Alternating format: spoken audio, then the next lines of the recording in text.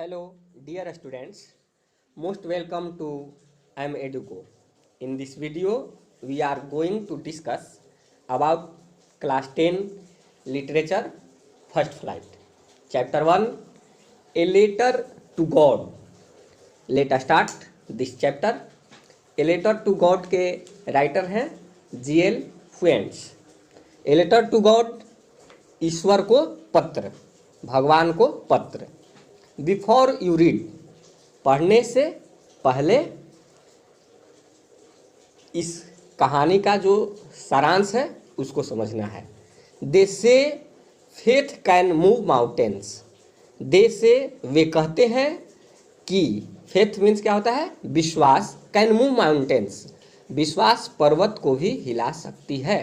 But what should we put our faith in. But परंतु What should we put our faith in? किस पर विश्वास रखना चाहिए?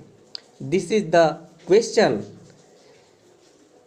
This story delicately poses. This is the question. यह वह प्रश्न है जिसका वर्णन This story delicately poses. जिसका वर्णन यह कहानी बड़ी कोमलता से करती है. कहानी में क्या है? Lencho is a farmer who writes a letter to God when his crops are ruined, asking for 100 pesos. Lencho एक किसान है जिसने कि अपने फसल को नष्ट हो जाने पर भगवान को पत्र लिखा. अब आगे क्या होता है कि does Lencho's letter reach God. उसने भगवान से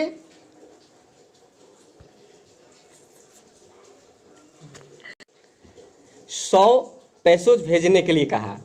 does Lencho's letter reach God, क्या लेंचो का पत्र भगवान तक पहुंचेगा?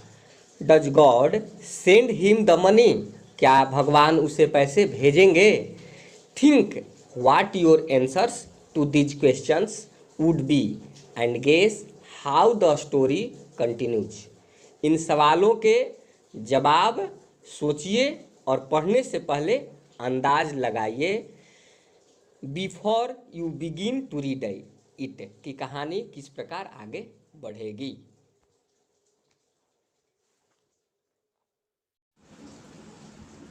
The house, the only one in the entire valley, set on the crest of a low hill. पहाड़ की चोटी पर बना हुआ पूरी घाटी में वह अकेला घर था.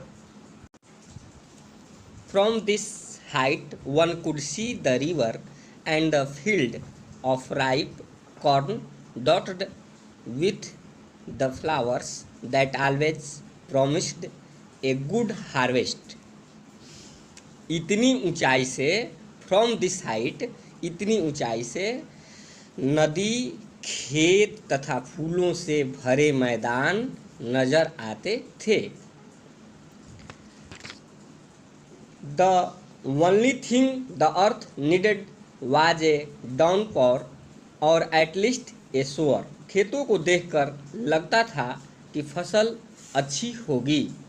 Through out the morning Lencho, who knew his fields intimately, had done nothing else but see the sky towards the north east. खेतों को भारी नहीं तो फिर हल्की वर्षा की जरूरत थी. लेंचो जो कृषि के विषय में सब कुछ समझता था, सुबह से आकाश में उत्तर पूर्व की ओर, दिशा की ओर देख रहा था. उसने कोई और काम नहीं किया था. Now we are really going to get some water women. अब हम असल में, रियली असल, going to get some water woman, मैं कुछ जल लेने जा रहा हूँ, उसने स्त्री से कहा. The woman who was preparing supper replied.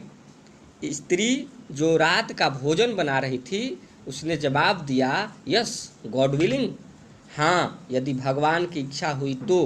The older boys were working in the field while the smaller ones were playing near the house until the woman called to them all come for dinner.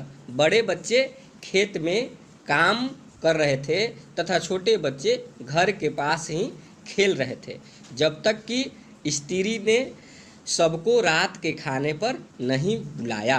It was during the meal that just as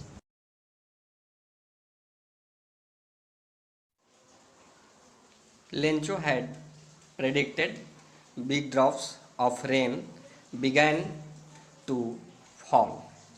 भोजन के दौरान ही Lencho ने भविष्यवाणी की कि वर्षा की बड़ी बूंदें गिरनी आरंभ हो गई हैं। In the north east huge mountains of clouds could be seen approaching. उत्तर पूर्व से घने बादल आते हुए दिखाई देने लगे। There was fresh and sweet. हवा शुद्ध और मोहक थी। The man went out for no other reason than to have the pleasure of feeling the rain on his body and when he returned he exclaimed, these aren't raindrops falling from the sky, they are new coins. Lencho बाहर बरसात का आनंद लेने के अतिरिक्त और किसी खास वजह से नहीं गया। जब वह वापिस आया तो वह हैरानी से बोला, वह वर्षा की बूंदें नहीं हैं बल्कि यह नए सिक्के हैं। The big drops are 10 cent pieces and the little ones are 5s. बड़ी बूंदें 10 सेंट हैं और छोटी बूंदें 5 सेंट हैं।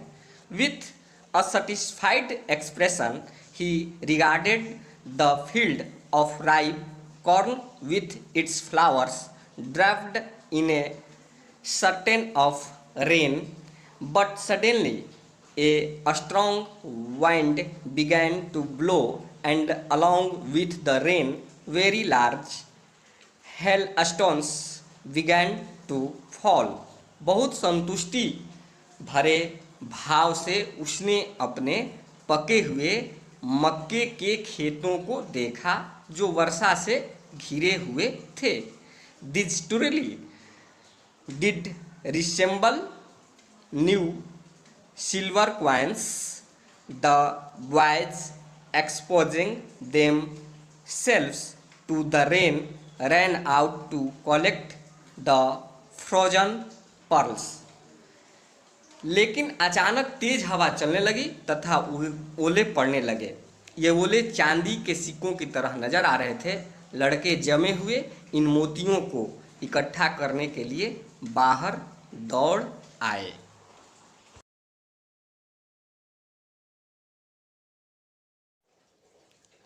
It's really getting bad now, exclaimed the man. आदमी ने हैरान होकर कहा, I hope it passes quickly.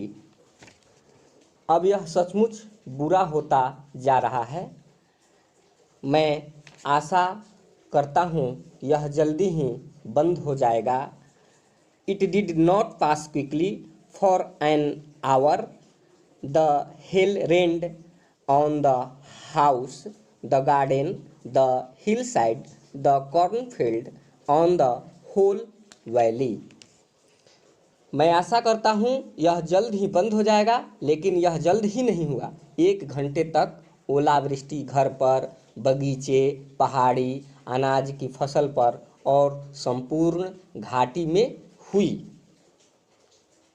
आगे, the field was white as if covered with salt. As if माने मानो सफ़ेद हो चुके थे जैसे कि उन्हें नमक से ढक दिया गया है। The field was white as if covered with salt. आगे है, not a leaf remained on the trees. वृक्षों पर एक भी पत्ती सेफ नहीं बची थी। The corn was totally destroyed. फसल पूरी तरह नष्ट हो गया था। The flowers were gone from the plant. The flowers were gone from the plants. फूल पौधों से चले गए थे।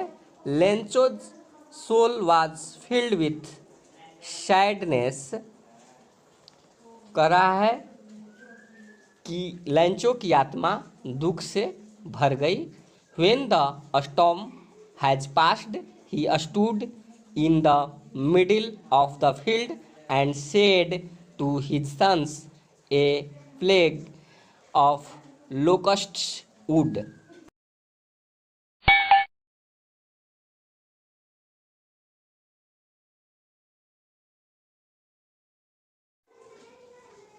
A plague of locusts would have left more than this.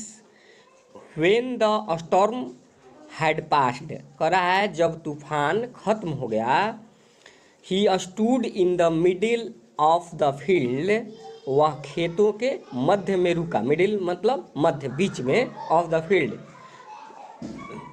मैदान के, खेत के, फील्ड मीन्स मैदान। And said to his sons, तथा अपने लड़के से कहा, a plague of locusts would have left more than this. दैवी प्रकोप से, देवता के प्रकोप से फसल नाशी कीड़े ने इससे कुछ ज़्यादा नहीं किया है। जो फसल को नष्ट करते हैं कीड़े, वो इससे ज़्यादा कुछ नहीं किए हैं। और the hail has left nothing this year, we will have no corn. ओलों से कुछ भी नहीं बचा है, इस वर्ष हमारे यहाँ कुछ भी अनाज नहीं होगा। That night was a sorrowful one. वह रात्रि दुखद रात्रियों में से एक थी। All our work for nothing, हमारे सभी कार्य व्यर्थ रहे। There's no one who can help us, ऐसा कोई भी नहीं जो हमारी मदद कर सके। We will all go hungry this year, इस वर्ष हम सभी भूखे रहने वाले हैं। तो इस तरह से बच्चों फर्स्ट फ्लाइट बुक का a letter to God chapter का पार्ट 1 समाप्त हुआ। पार्ट 2 आगे जो है अपलोड कर दिया जाएगा। और इस वीडियो को लाइक, शेयर और हमारे चैनल को सब्सक्राइब करें। Thank you.